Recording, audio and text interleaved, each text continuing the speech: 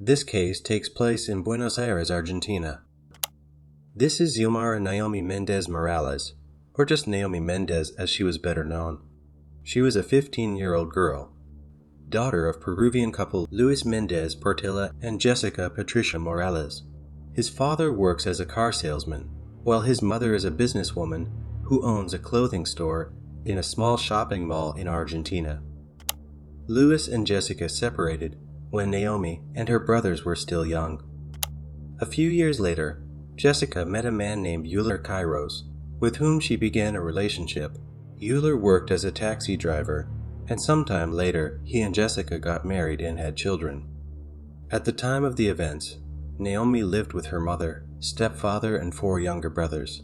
She had 2 other sisters on her father's side who lived with him and his new wife. Naomi was described as a happy girl who, like most young people her age, liked to spend her free time on social media.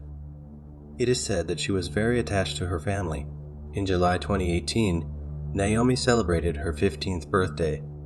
Her family threw a big party for her with the presence of several family members and friends.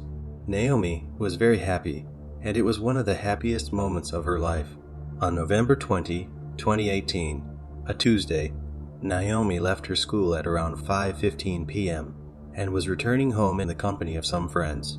The girl walked for a few meters until a man named Luis Fernandez stopped in a red car next to her and offered a ride to drop her off at home. Luis had been an acquaintance of Naomi's family for years, and she even called him uncle. He had already given her a ride several times, and Naomi trusted him. Because of this, Naomi accepted the ride and said goodbye to her friends, saying that she would see them again the next day at school. But unfortunately, Naomi would never see her friends again. At around 5:50 p.m. of that same day, Patricia received a message from her daughter's phone, but these messages were not written by Naomi and said the following: "Patricia, I have your daughter. Call me as soon as possible." Other messages were also sent, and some of them had audio recordings where it was possible to hear Naomi crying while 2 men threatened her. Patricia began communicating with the kidnappers, and they asked for a sum of approximately $1,300 in cash. In addition to 66 pounds of narcotics, Patricia tried to negotiate with her daughter's kidnappers, saying that she only had $800 on hand, that she could get more, but that she had no idea where she would get 66 pounds of drugs. The criminal said that she was lying, that she had more money than she said, and that she knew exactly how to get the drugs. They said it didn't need to be 66 pounds, that 44 pounds was fine. Patricia continued to negotiate with them, and after a while, the men accepted what Patricia said they had in money, and said that after payment, they would release Naomi. They also told her not to contact the police, otherwise there would be consequences. However, Naomi's parents had already done this. Patricia and Euler went to the 38th police station, close to their daughter's school. Upon receiving information about the girl, the police officers at this station contacted the Operations Center of the Investigations and Kidnapping Department. At around 2:30 a.m., following the kidnappers' instructions, Naomi's mother, accompanied by one of her children, left the ransom money next to a black car parked in front of a tire repair shop in the east of the city.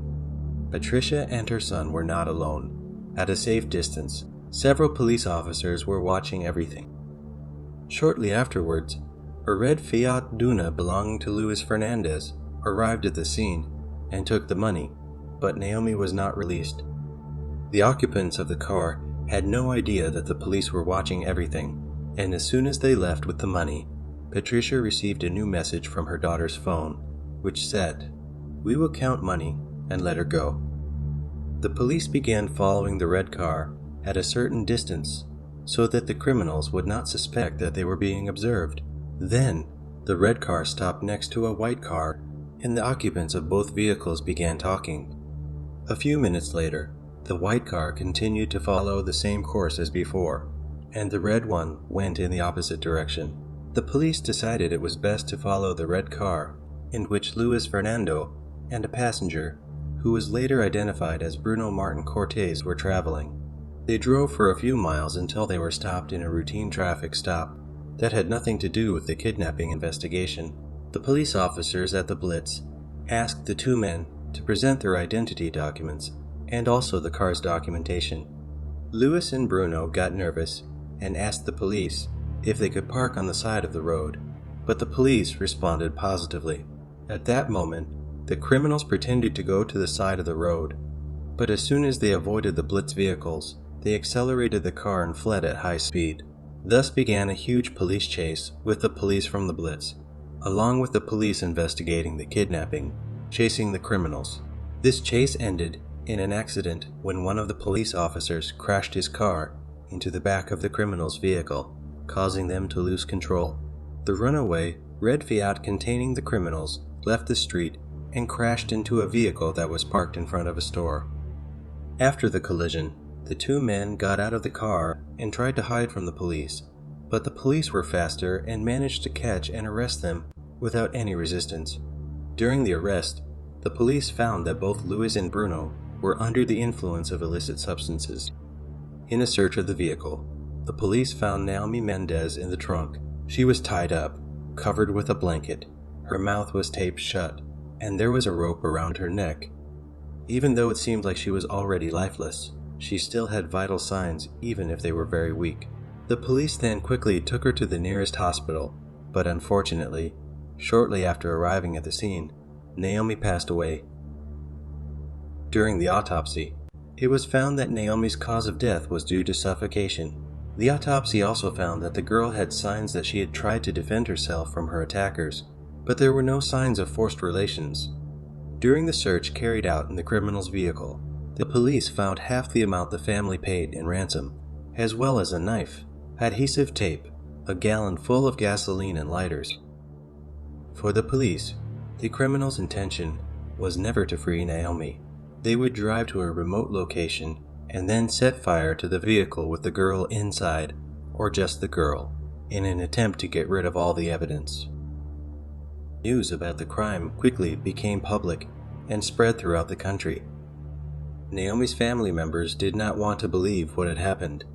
Naomi's classmates were very shaken. Classes at the school where Naomi studied were suspended for a few days.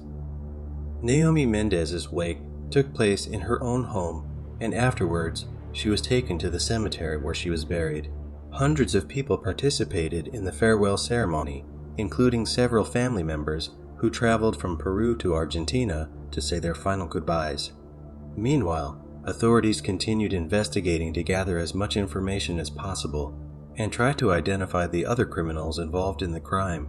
The police discovered that Luis Fernandez, also known as El Loco, already had a criminal record. He worked at a taxi company that was connected to the trade of illicit substances that was long used by one of the country's biggest criminals, a Peruvian named Marcos Estrada Gonzalez, who was already in prison. This taxi company was used to distribute illicit substances throughout the region. Bruno Martin Cortez also had a long criminal record, but the most surprising thing was what the police discovered about Naomi's family. The girl's father, Luis Mendez Partilla, had several police records and was connected to the taxi company I mentioned earlier. The girl's mother, Jessica Patricia Morales, also had police records and had even been convicted in 2015 of possession of illicit substances. The girl's stepfather, Euler Kairos, had also already been arrested, and not only that, in 2002, he was sentenced together with Luis Fernandez and Bruno Martin Cortez to 3 years in prison for illegal possession of a firearm. Remembering that Luis Fernandez and Bruno Martin Cortez are directly linked to Naomi's kidnapping and were the two criminals who were in the red Fiat Duna, where she was found almost lifeless. Armed with all this information, the police decided to focus their investigations on Naomi's family. Considering this history of the mother, father, and also the stepfather, the authorities began to think that perhaps there was something bigger behind what motivated the kidnapping. The police searched the house of Naomi's father and mother and stepfather. They also seized cell phones and computers. In one of the searches at the victim's mother's house, some portions of illicit substances were found, but they were paltry compared to the quantity that was demanded by the criminals. a quantity that the police began to suspect that the family had somewhere. As the police were suspicious that the victim's family was involved in the sale of illicit substances, they raised two theories. The first was that the crime was motivated by a territorial dispute over the sale of these substances. The second was that the crime was motivated by revenge due to some debt related to the sale of drugs. Finally, investigations into Naomi's family failed to uncover evidence that they were linked to any criminal organization. With that, the investigations were closed. Both Luis Fernandez and Bruno Martin Cortez refused to give details about the crime, much less to say who their accomplices were. Therefore, to this day, the police do not know who was in that white car on the day the ransom was delivered. The two criminals had their assets confiscated, which together totaled a value of almost $121,000. In May 2021, the trial of the two accused began. They maintained the same stance as when they were arrested and refused to talk about anything related to the crime.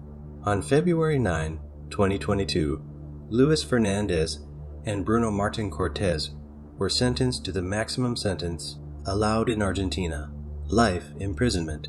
They will only be eligible for a parole evaluation in 2057. Well folks, that was the case today.